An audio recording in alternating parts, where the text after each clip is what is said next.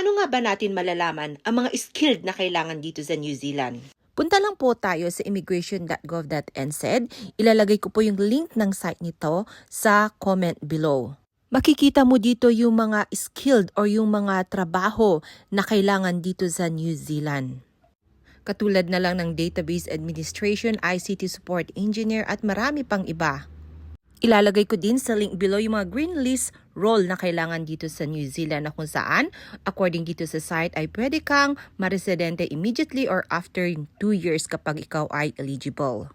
Kaya kung ikaw ay nagbabalak magpunta dito sa New Zealand, ngayon pa lang i-align mo na yung sarili mo sa trabaho na kung saan skilled siya dito or kailangan dito sa New Zealand. As you can see, kailangan din ng backhoe operator dito, mga civil engineer, at marami pang iba, so please check the website. The more experience you